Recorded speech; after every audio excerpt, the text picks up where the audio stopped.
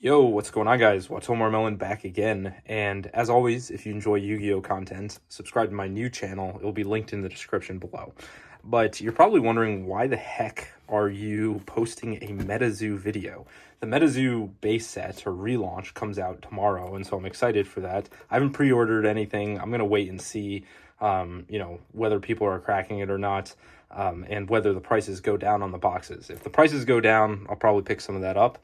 I never actually touched MetaZoo until a week ago when I opened up one of these MetaZoo Cryptid Nation 2nd edition boxes.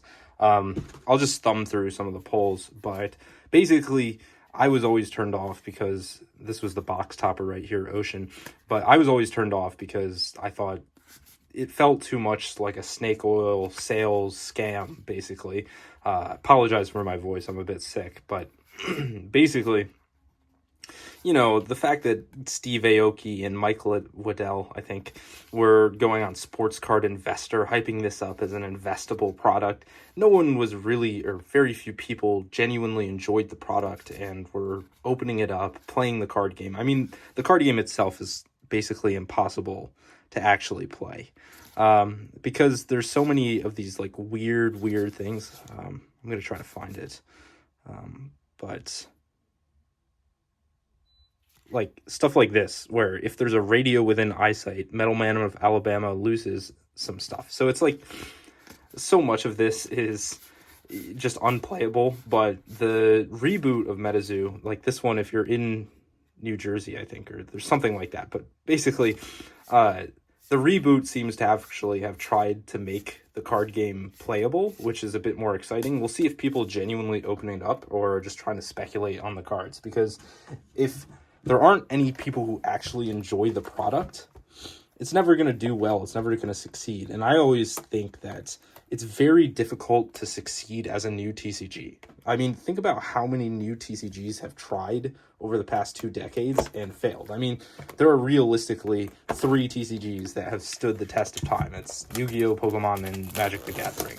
And it's very difficult to break into those 3 because most of the people that are going to try out any new card game are not people that are from outside of the trading card space. They're people who already collect trading cards, and it's just an uphill battle to try and convince people that you should buy MetaZoo instead of Pokemon or Yu-Gi-Oh. I mean, think about it. The new MetaZoo base set booster box costs like $100 online. I can get a Yu-Gi-Oh booster box, and that's a card game I collect, for $60. So it's hard to pay such a huge upcharge in price for something that I don't really know if it's going to be around. I don't know if I actually want to play it. And so you might get a couple of people who are willing to test it out, but to sustain a long-term player base is a very different thing. And I've never actually opened up UFO. I don't even know what cards are in here, but I always enjoy these sorts of things. I'll try to go through them quick. I don't know what the good polls are. Here's a Mountain Boomer. I do like the art style of these. It does remind me of old school Pokemon, which I think that's what they were going for. So congratulations. The newer MetaZoo cards, honestly, I kind of like the older artworks a little bit better. But I do think like the newer textured cards look cool. They kind of seem a bit more generic. They remind me a lot of like Lorcana, which I personally don't collect, but it'll be difficult to see, or it'll be interesting to see how they distinguish themselves from the other new card games. Omen Street Orb. That's kind of cool. This one reminds me of Feraligatr, or some combination of Feraligatr and Blastoise.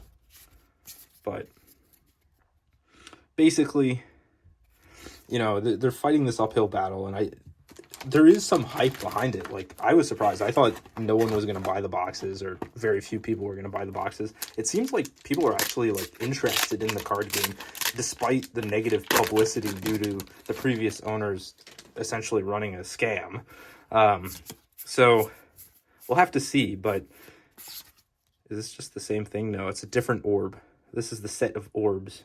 I mean, I guess it's UFO, so that's not too crazy. But in terms of, like, when I opened up the first MetaZoo Cryptid Nation. The reason I'm opening up MetaZoo is not because I'm trying to tell you to buy it or anything like that. Basically, I got this box, the second edition one, and then also these two. There's some sale for like $80 for all 4 of them. And, you know, I'm sure you can get better deals than that, but like $20 a booster box, I said fine, you know. I'll open these up when I'm having a bad day at work, or I had a bad day at work. Why not? Ooh, here's the Feraligatr Blastoise combination. The Agua. Pretty cool. I actually like this one a lot. But basically, like, you know, it was just so cheap, and I'm not trying to invest in this or anything like that. I mean, I don't invest in the card games I actually collect, so I'm definitely not investing in this stuff. But it's just, for me, I kind of enjoy the artwork, and it's fun, so why not? I'll waste, you know, $80 on stuff like this. And who knows, you know, the old MetaZoo is so cheap now that maybe I'll just, you know, spend a little bit of money to collect it because it's just so cheap. I don't know. We'll have to see. It's one of those things where I don't really know if there's a community of MetaZoo collectors, really, and it would be difficult to get into it without people who are actually actively collecting the stuff. And because it's a dead card game and the rug was pulled on the boxes, everyone's dumping it onto the market, right?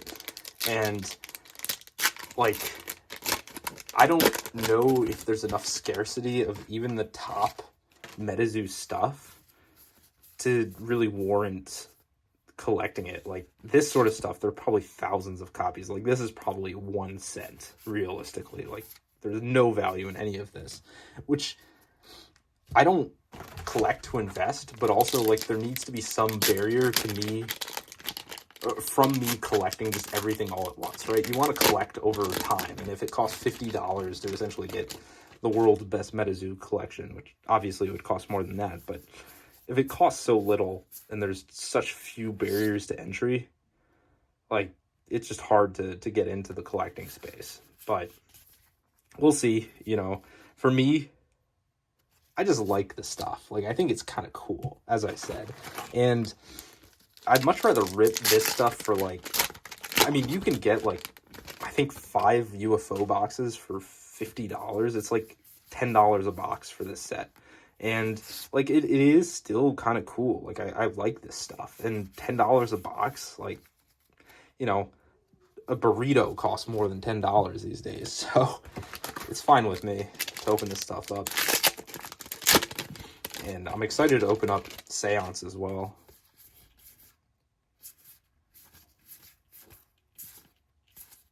I never know where the wait, did I miss the hollow? Oh, it's just that little tiny thing. Static Snowstone. So let me know what you guys think about MetaZoo.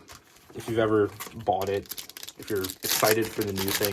I know that this channel has just kind of become me just posting random stuff on here that I want to talk about. Ooh, this reminds me of Dragon Ball Z. Spirit Infusion Soup. Cool, cool, cool. It's kind of a fun one. But I'm going to try to move a little quicker through this. The packs feel kind of nice to rip open. They honestly feel better than Yu-Gi-Oh! Packs in terms of the ease of opening them. I think I already got this Magic Engineer's Oil. Cool.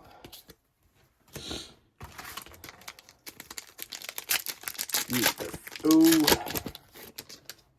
But it'd be interesting to see if there's still, like, some interest in MetaZoo, because, as I said, I'm always looking for things to collect, and it's not like I don't have things to collect, it's just when it's so cheap to collect it, and I can have some fun cracking stuff open, because it's, you know, pennies on the dollar, basically, that's cool with me. And so, ooh, what do we have here? We have Forest Friends. It looks like a Ponyta, a Deerling. I don't even know what that other one is. That's kind of a creepy looking thing. I wish these could come in holo as well. Maybe they can, but I like the land cards. Those, for me, are some of my favorite cards and artworks that they have. Let me speed this up. I keep saying that, and I don't. Burning Spirit Imprint. Cool, cool, cool. This is the difficulty with opening up stuff. It takes so long, but people always get mad if you don't appreciate each of the card artworks. Even though this is my first time seeing it. This is kind of funny. Mike the Headless Chicken. Even though it's my first time seeing it. Ooh, there's the Leveland Rocket. Excuse me. Even though it's my first time seeing him, for the sake of the video, I don't want to spend too much time. I usually, after the fact, I'll go through and look at all of them. When I was opening up the Cryptid Nation... Oh, here's another one of Dragon Ball Z. When I was opening up the Cryptid Nation 2nd edition box, my girlfriend walked into my room, and she ended up opening a couple of packs as well. So, it's kind of fun. Good time. Burning Spirit imprint. Interesting. Like, this would be really cool. Area 51 Desert and a holofoil. I already got that Burning Spirit imprint, but I do love the holofoil pattern. It looks really cool. Water Submergence. It's like the Loch Ness Monster. Interesting. Cool. Having a holo or reverse in every pack is also, like, it makes it more fun to open. Reminds me of, like, old Japanese. Here's another one of this guy. Lachuza. Old Japanese Pokemon. No. Yeah. Old Japanese Pokemon had a holo in every set. Or every pack, excuse me. It's always fun to open up because you always get something. And these holos look really nice. Like, one of my complaints about this guy looks creepy, the modern Yu-Gi-Oh stuff, is that just the holos don't feel good to open. Like, they don't look cool. Whereas these, like, the holofoil pattern looks really nice. For, like, modern Yu-Gi-Oh! And modern Pokemon as well, like, the standard super rare just doesn't do it. Doesn't look that good. Did I miss it again? Here it is. It's kind of a darker card. Evil Wins. That's creepy. I kind of like it, though. So, I'm having a good time opening this up.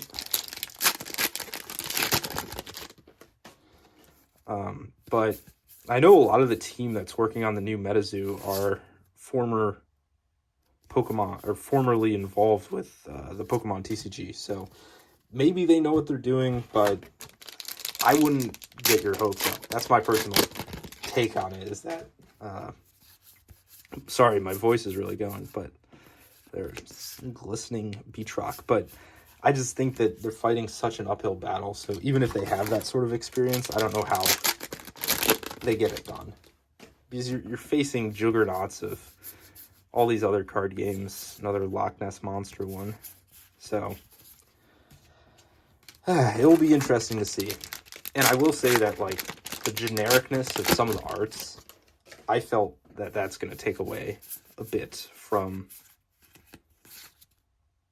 another one of these, from how people perceive the new card game. But you never know. Dwarf Star? No, that was not the holo. Cryptid Busters.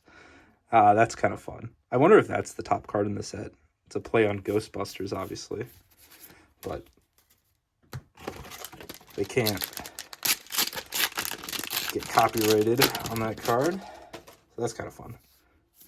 That's my favorite one so far, I think. A third of these Dragon Ball Z card. Okay. Fine. We're getting down to the end here.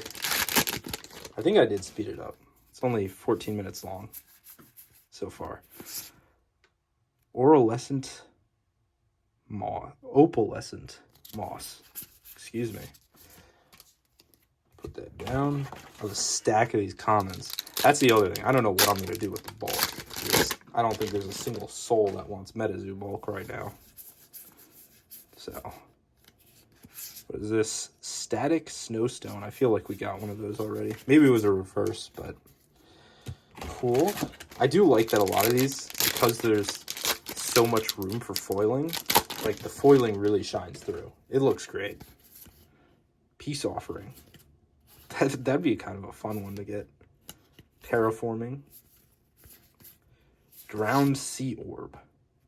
I will say that in this set, a lot of these are just kind of different orbs and stuff, which that's not as cool as like having an actual cryptid in this sort of hollow foil.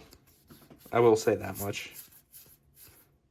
Like, cool, another orb. Like, it is kind of cool if there's one or two of them, but like every pull is basically some object, not an actual cryptid. So I will say that the Cryptid Nation, the first thing, was a little cool. Oh, here's an actual thing.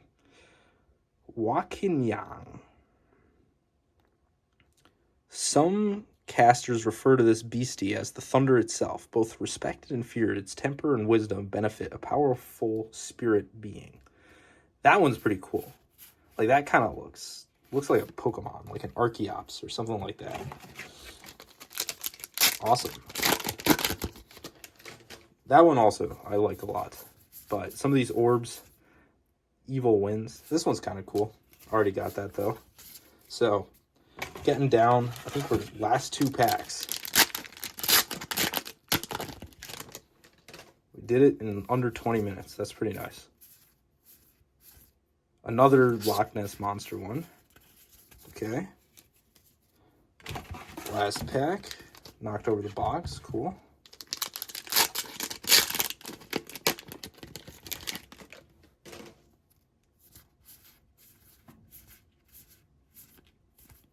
And I got another Loch Ness Monster. Okay, so overall, like, this set I didn't love as much as Cryptid Nation, but there were some cool ones. Like, even though we got like 10 of these, 2 in a row. Let me see how many we got actually. 3, 4,